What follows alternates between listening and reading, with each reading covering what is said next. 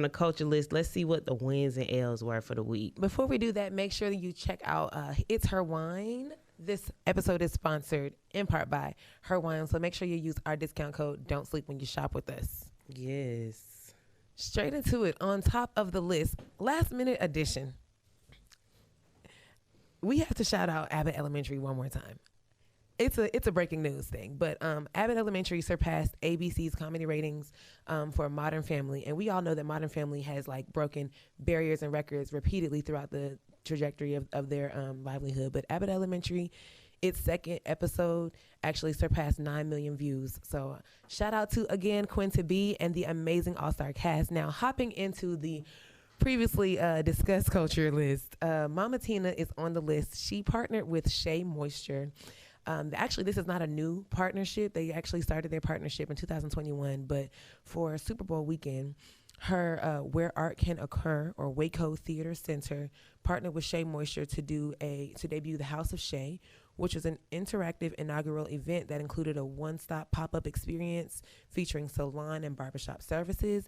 And she even sponsored a very interactive panel with other industry leaders where they discussed ways to uplift and educate entrepreneurs to help them reach their dreams. Word on the street, Mama Tina is in the works for creating and preparing a grant program for women in business like us. Okay. So, Miss Tina, we are definitely going to keep tabs on what you've got coming down the pipeline. Thank you for doing things for the community and for women like us. So we appreciate that.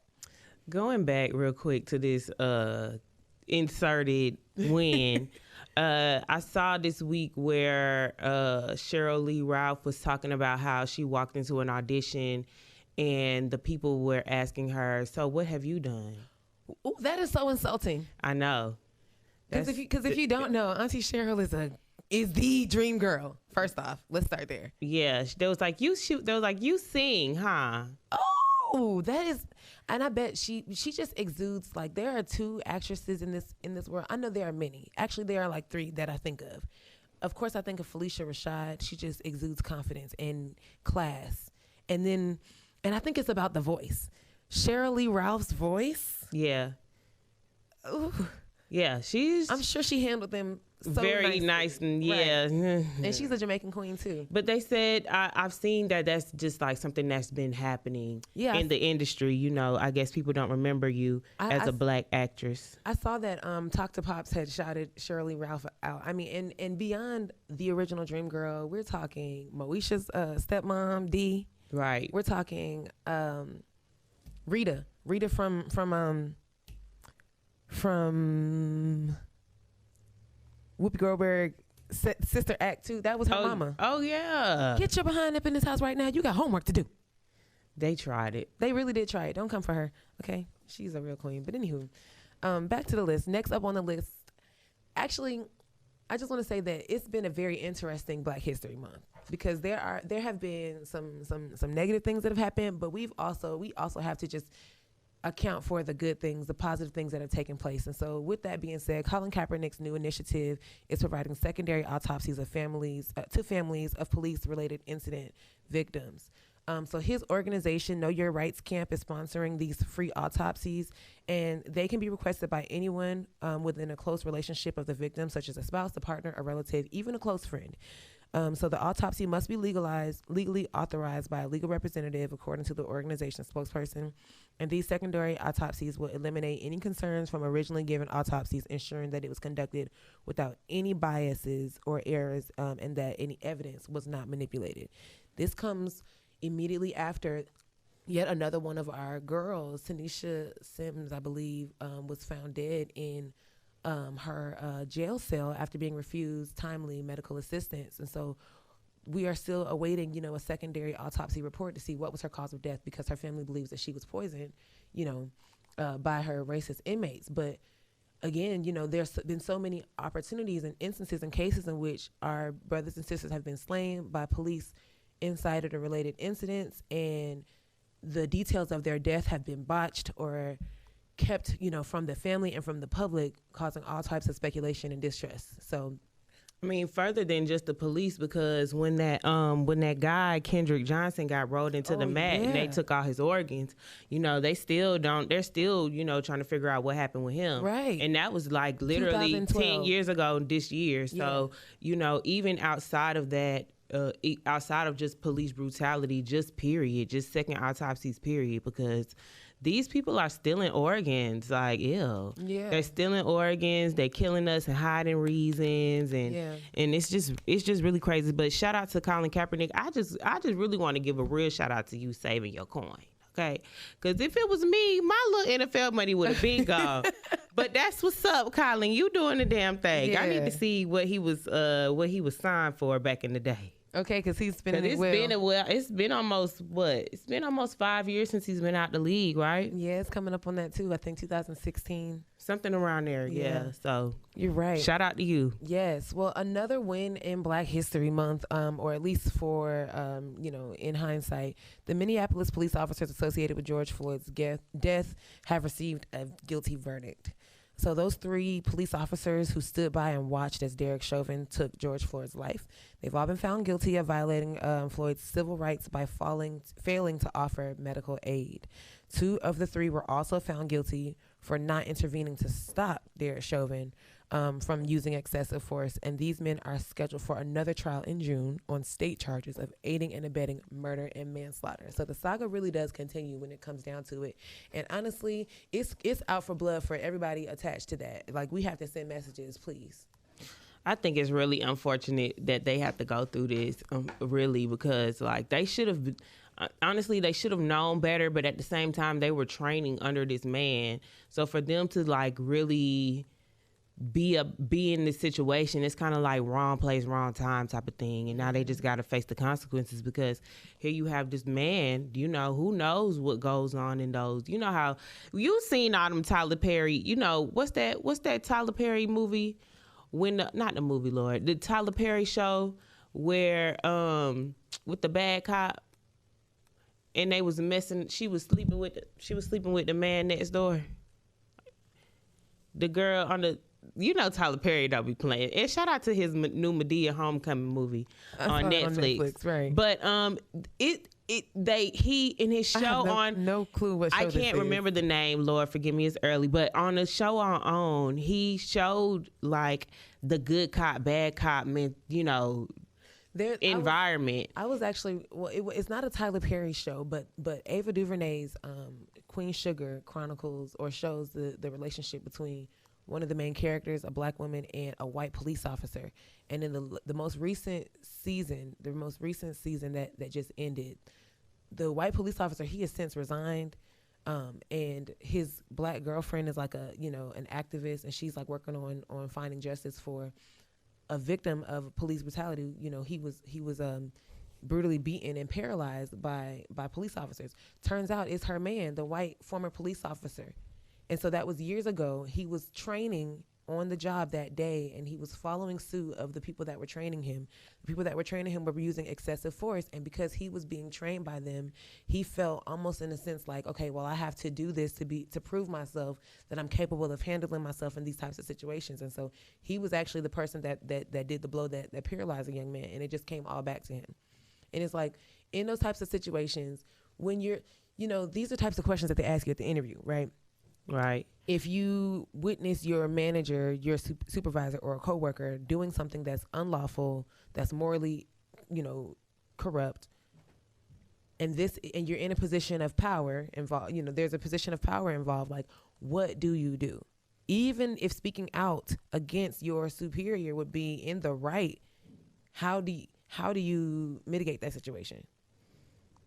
Were you asking me? No, I mean, well, shit. I don't have no answer for that, because that just shows like the position that people are in these environments. The show is If Loving You Is Wrong. I had to look it up. Wrong. Okay. But it was on OWN, and it was showing that same thing that you were just explaining. So the guy, he was a white cop, and he had been in the force for a while, and he was just really like that bad cop who didn't give a damn.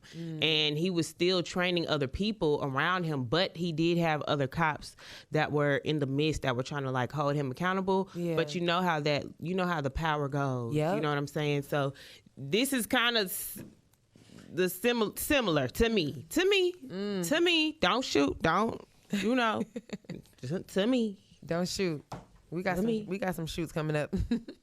Girl. But yes, transitioning into the L's, and I'm not sure if this is really an L. It may just be like a new beginning. It is confirmed that the Wendy Williams show is set to end after 14 consecutive seasons.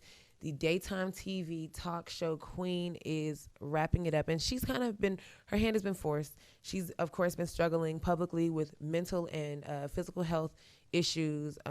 You know, she's got Graves' disease, and she's got a whole bunch of other situations. So our prayers go out to her.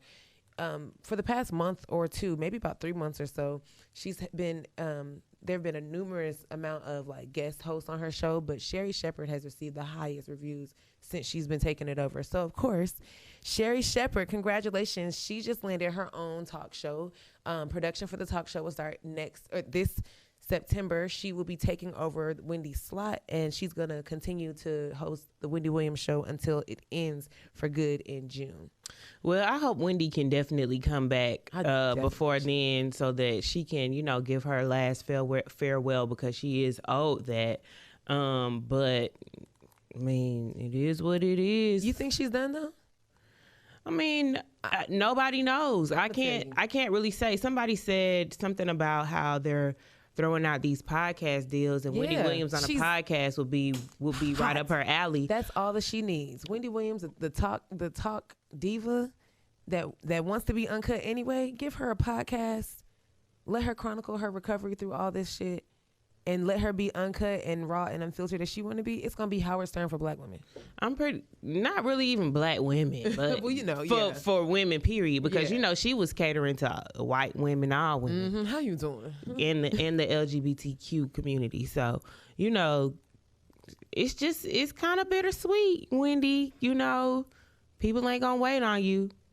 But then they also said that she doesn't own her show, and that goes into what we always seem to talk about when it comes to like this intellectual property, this talent that we put up. Yes, media personalities, etc. That's intellectual property that we share as well, and there has to be some sanctions on ownership about it. You know, we're gonna get into to that a little later. But moving into the next L this week, when I said it went to hell, I literally was talking about these two people coming up next, Tory and Meg. Child, if y'all don't keep us out y'all business, no, keep us in, because we need the answers. At this point, we already know Tory Lanez did that shit. It's no other way around it, and I feel like he's just using everything that he can to try to get off on the case. It's a difference between once you get to the case level, you have to prove that I did it.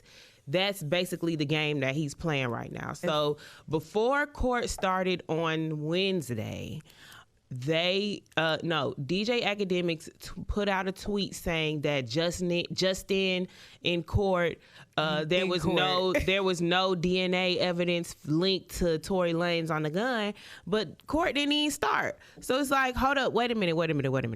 How do you know that, right? So obviously Tory Lanez and their attorneys have DJ Academics on the payroll, obviously, clearly. Because how would DJ Academics be able to see court documents specific to their court? He's not involved in this. And nobody has really even been inside the courtroom, to my knowledge. Yeah, everything has been pre-trial. Saying? Everything has been, Zoom, telephone conversations.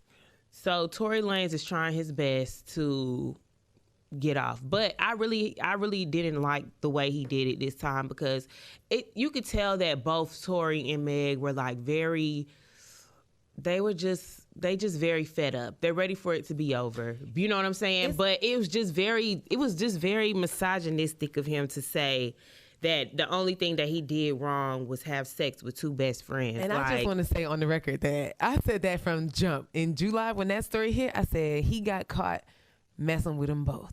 And that's and we knew that. Yeah, we did know. I mean, it was pretty obvious after a while, but it's just like, why did she get shot? Because Kelsey said she ain't shoot her, and I'm sure if she was best friends with her for that long, well, y'all was already messing with the same man. Child. The internets are in a frenzy, and while I still do believe that Meg did not shoot herself, I think that because half of the world is thinking that Megan is lying now. Yeah, and that's messed up. But I mean, but it's somebody's lying. The story isn't complete. Now we know that Kelsey was in the car, and apparently the bodyguard was in the car too. So nobody, Kelsey and the bodyguard ain't said nothing, and everything is blamed on Tory. I think that the gun belonged to Tory, and what I can imagine is it must have been like a shuffle, a shuffle for the weapon, and it probably was not intentional. First of all, let's take a pause right here. Kelsey did say that she did not shoot Meg.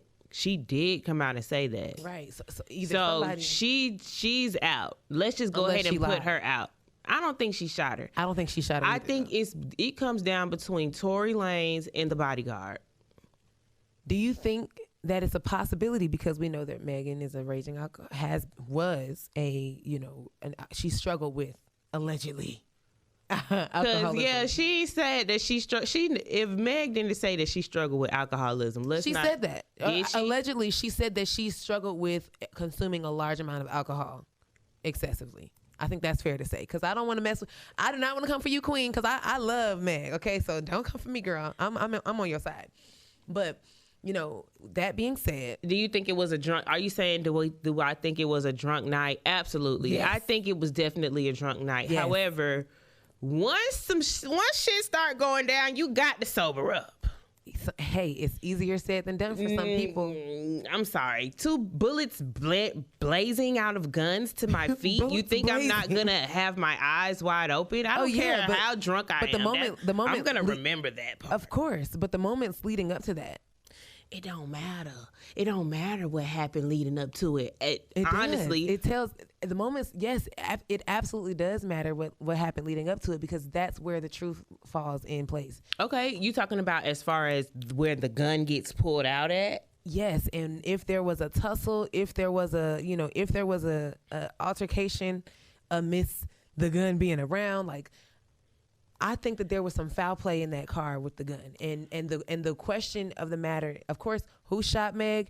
What happened before the trigger was pulled? Well, according to the district attorney's office, evidence on the gun leads to a felony charge. Mm-hmm. So there's that on that, okay? And also, evidence that was presented in court said that Tory Lanez told Megan to dance, bitch. So there's that. Oh shit! You just dropped a bomb. Ooh. So with that being said, Tory, good luck, and please stop playing with us. We know you did it. Get over it. It is what it is. Stop trying to pay these bloggers Child. Because they don't have it together. We're gonna get all into all black media in the Rim segment, but let's keep it pushing because we running out of time. Yeah. Okay, Soulja Boy and Lil Yachty. Soulja Boy and Lil Yachty are 2 defendants listed on a 60-page indictment or 60-page lawsuit. I'm sorry, according to ClassAction.org. These 2 celebrities were amongst others like Jake Paul, Nick Carter, and Nick Carter, child, you was really needing some coin, obviously. Do y'all remember Nick Carter? The nerve of him, okay? And YouTuber Ben Phillips. They were all affiliates of Safe Moon LLC. They were recruited by them to promote Safe Moon as like a cryptocurrency that was on the blockchain, right? Yes. They were promoting the Safe Moon token that was on the blockchain. Well, they were a part of this pump and dump scheme where the celebrities were putting all their money into the cryptocurrency, and then when they pulled out, the cryptocurrency just died and no one else was able to reap their money from it. So it ended up plummeting 80%, and no one has been able to reap the benefits of their investment in this cryptocurrency. So David, I know you be like, yeah, we got to get on the blockchain, NFT, but we gonna get on there. But all this stuff that be going on, friend, there's a lot going on in the metaverse. This is too much. You know, one of these days, Brandon, we're going to have to bring you into the studio so you can break it down for us, because there's still so many questions, and it seems like it's a really aggressive push towards. Yeah, it's like I feel like I wanna join the metaverse for when I understand. Like when we have a plan together, we're gonna go ahead and execute that plan for the metaverse. But right now, I just want y'all to try it out real quick and then let me know, because people getting jumped in the metaverse. How you get jumped in the metaverse? You turn to the side and you start punching. All you got to do is get those Oculus glasses and you are in there. Period. Do I feel it? Do I feel the punches? I mean, no, you probably don't feel it physically, but you are getting beat up. Like I definitely seen somebody at the casino in the metaverse, and then they just turn to the left and just start punching somebody like, and I was just like, what? And then they was like, what? And then they just started punching. Money was flying and everything. Y'all going crazy in the metaverse. I'm still a little confused on the whole virtual reality thing. Yeah, going crazy in the metaverse. But I guess the cryptocurrency fund is what's funding the metaverse, Bitcoin, all of those things. So if you got your Bitcoins up, you can go to the metaverse and purchase your land and go crazy and go big. So yeah. Virtual land. Okay. Yes. All right. Coming up next, I guess President Putin said he is going to war for it. Okay. He gonna go to war for Ukraine. We'll be right. We're gonna get into the political update right after this mix. Let me do that over. Coming up next, I guess President Putin said he's going to war for